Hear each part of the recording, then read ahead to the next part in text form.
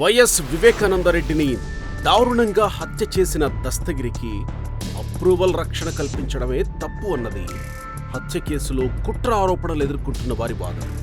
ఆ వాదనతో పిటిషన్లు వేస్తూ వారు న్యాయ ప్రక్రియను కొంత ఆలస్యం చేయగలిగారు.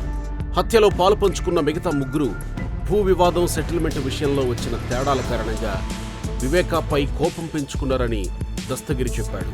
పెద్దవాళ్లు అండగా ఉన్నారు కాబట్టి భయపడాల్సింది లేదని ఎర్ర గంగిరెడ్డి తనకు హామీ ఇచ్చినట్లు దస్తగిరి చెప్పాడు. పెద్దవాళ్లు అంటే ఎవరని తాను గంగిరెడ్డిని అడిగినప్పుడు అవినాష్ రెడ్డి, భాస్కర్ రెడ్డి, వైఎస్ మనోహర్ రెడ్డి, డి శివశంకర్ రెడ్డి పేర్లు చెప్పాడని అతను సిబిఐకి తెలిపాడు. ఈ హత్య కేసు దర్యాప్తును సిబిఐ చేపట్టిన తర్వాత దీని వెనుక మరింత విస్తృతమైన కుట్ర ఉందని తేల్చారు. Kadapa parliament seat YCP ticket Avinash రెడ్డికి కేటాయించడానికి వీల్లేదని వివేక పట్టుబట్టడం వల్ల అవినాష్ రెడ్డి, భాస్కర్ రెడ్డి వైఎస్ వివేకానందరెడ్డి హత్యకు కుట్ర చేశారని సిబిఐ పేర్కొంది. ఆ నేపథ్యంలో దీని వెనుక ఫలానా వాళ్లు ఉన్నారు కాబట్టి భయపడాల్సింది లేదని ఎర్ర గంగిరెడ్డి తనకు చెప్పినట్లు దస్తగిరి వెల్లడించిన విషయం ప్రధానంగా మారింది. 2019 మార్చి 15వ తేదీ అర్ధరాత్రి వివేకాను గొడ్డలితో నరికి దారుణంగా హత్య చేశారు. రాష్ట్ర వ్యాప్తంగా తీవ్ర సంచలనం సృష్టించిన ఈ హత్య కేసులో సిబిఐ దాఖలు చేసిన ఛార్జ్షీట్లో అవినాష్ రెడ్డి, భాస్కర్ రెడ్డి, శివశంకర్ రెడ్డి కలిసి వివేకాను హత్య చేయించారన్న సంగతి పులివెందులలో చిన్న పిల్లలను అడిగినా చెబుతారు అంటూ కొందరు సాక్షులు వాంగ్మూలం ఇచ్చినట్టు రాశారు. వాస్తవం కూడా అదే. వివేక హత్య తర్వాత పులివెందులలో జనం బాహాటంగా చెప్పుకున్న మాటలు మిగతా రాష్ట్రం అంతటా పాకడానికి ఎక్కువ కాలం పట్టలేదు. అప్రూవర్గా మారిన దస్తగిరి మ్యాజిస్ట్రేట్ ముందు ఇచ్చిన వాంగ్మూలం దానిని మొదటిసారిగా అధికారికంగా ధృవీకరించింది. వివేకాను హత్య చేస్తే శివశంకర్ రెడ్డి 40 కోట్లు ఇస్తాడు, అందులో 5 కోట్లు నీకు ఇస్తాను. వివేకాను హత్య చెయ్యి, మేము కూడా నీ వెనక వస్తాం.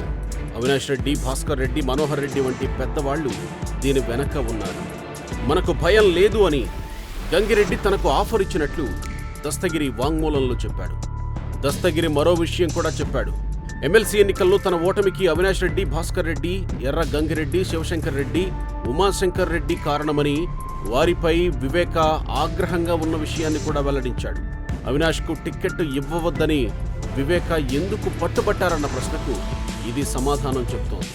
వివేక హత్య కేసులో దస్తగిరి అప్రూవర్గా మారడం కీలకమైన మలుపు. ఆ రాత్రి వివేక ఇంట్లో వివేక హత్యలో పాలుపంచుకున్న నలుగురిలో ఒకడు దస్తగిరి. మరొకరు చెప్పకపోతే 4 గోడల మధ్య ఏం జరిగిందన్నది బయటికి రాదు. హత్య జరిగిన తీరు ఏమిటన్నది తెలియదు. కేసు విచారణ సందర్భంగా హత్యకు సంబంధించినంత వరకు దస్తగిరి వాంగ్మూలం కీలకంగా మారుతుంది. హత్య వెనుక కుట్ర విషయంలో దస్తగిరి చెప్పిన మాటలకు మాత్రం సాక్ష్యంగా విలువ ఉండదు.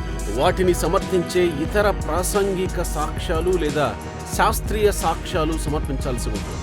Phone calls data, Google takeout సాక్ష్యాలు ఇప్పటికే సేకరించామని సిబిఐ చెబుతోంది. సిబిఐ సేకరించి న్యాయస్థానానికి సమర్పించే సాక్ష్యాలు అన్నింటికీ దస్తగిరి వాంగ్మూలం ఒక ప్రాతిపదికను కల్పిస్తుంది. అందుకే ఈ కేసు ప్రాసిక్యూషన్కు దస్తగిరి చాలా కీలకం.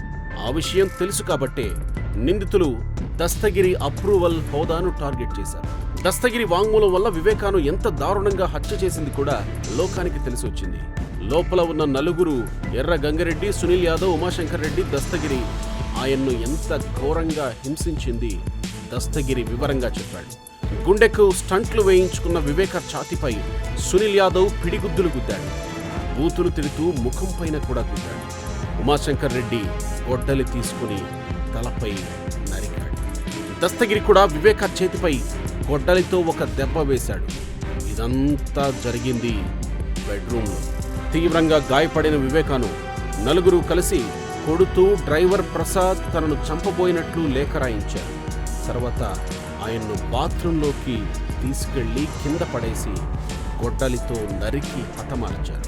చనిపోయే ముందు ఇంత దారుణంగా హింసకు గురైన వివేక మృతదేహంపై ఎవరికైనా ఎన్ని గాయాలు కనపడి ఉండాలి? అన్ని గొడ్డలి పోట్లు తిన్న శరీరం నుంచి ఎంత రక్తం పారి ఉండాలి? కానీ ఆ ఉదయం అక్కడకు వెళ్లిన వారు వివేక గుండెపోటుతో మరణించారని అనుకున్నారట. రక్తపు వాంతులు చేసుకున్నాడని అనుకున్నారట. అక్కడ లీటర్ల కొద్దీ కారిన రక్తాన్ని వారు శుభ్రంగా తుడిపించారు. బాత్రూంలో ఉన్న వివేక మృతదేహాన్ని బెడ్రూంలోకి మార్చారు. జగన్ భార్య భారతిరెడ్డి తండ్రి అయిన గజ్జల జయప్రకాష్ రెడ్డిని పిలిపించి వివేక శరీరంపై ఉన్న గాయాలను శుభ్రంగా తుడిపించి కట్టించారు. చూడ్డానికి వచ్చిన వారికి చీదరగా కనబడకుండా ఉండాలి కాబట్టి ఇదంతా చేయించారట.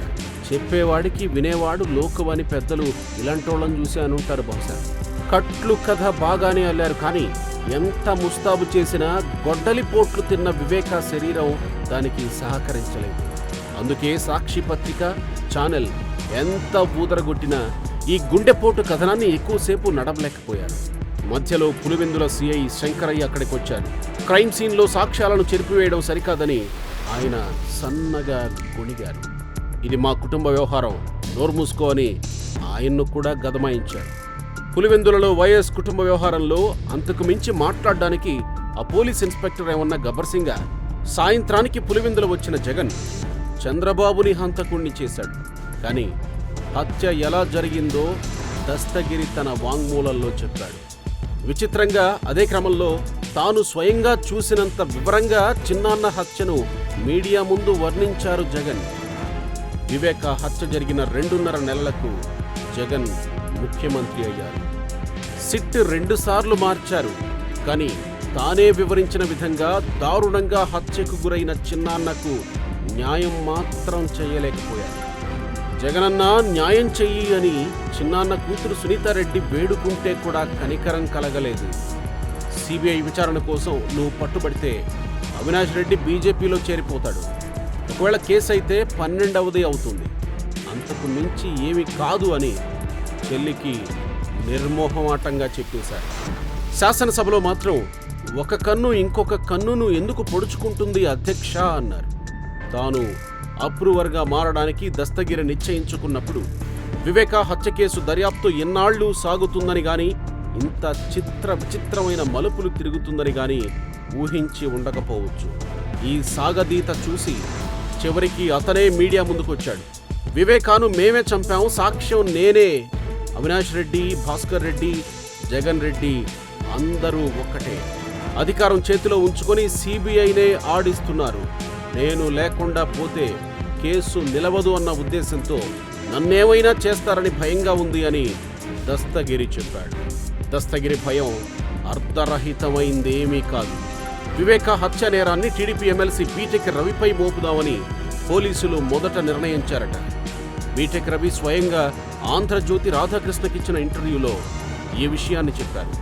ఒక పార్టీలో డీజీపీ గౌతమ్ సవాంగ్ను ఒక పెద్ద మనిషి వివేక హత్య కేసు ఏమైందని ప్రశ్నించారు. స్థానిక ఎమ్మెల్సీని నిందితుడిగా పెట్టి ఆ కేసు క్లోజ్ చేస్తున్నామని డీజీపీ చెప్పారు. ఆ సంగతి ఆ పెద్ద మనిషి నాకు చెప్పి జాగ్రత్త పడు అని హెచ్చరించారు. అందుకే నేను సిబిఐ విచారణ కోరుతూ కోర్టుకు వెళ్లాల్సి వచ్చింది అని బీటెక్ రవి ఆ ఇంటర్వ్యూలో చెప్పారు. నిరపరాధిపై కూనీ కేసు బనాయిద్దామనుకున్న వారు ఇంకేమైనా చేయగలరు కదా. సిబిఐ సేకరించి న్యాయస్థానానికి సమర్పించే సాక్ష్యాలన్నింటికీ దస్తగిరి వాంగ్మూలం ఒక ప్రాతిపదికను కల్పిస్తుంది. అందుకే ఈ కేసు ప్రాసిక్యూషన్కు దస్తగిరి చాలా కీలకం. ఆ విషయం తెలుసు కాబట్టి నిందితులు దస్తగిరి అపూర్వ హోదాను టార్గెట్ చేశారు. వివేక హత్య కేసులో న్యాయం గెలుస్తుందా? సినిమాల్లో మాదిరి ప్రాసిక్యూషన్ వారు సరైన సాక్ష్యాధారాలు చూపించనందున కేసు పుట్టివేయబడింది అని వినాల్సి వస్తుందా? మనం వేచి చూడాలి. వైఎస్ వివేక కుటుంబానికి న్యాయం జరగాలని కాంక్షిస్తూ సత్యమేవ జయతే.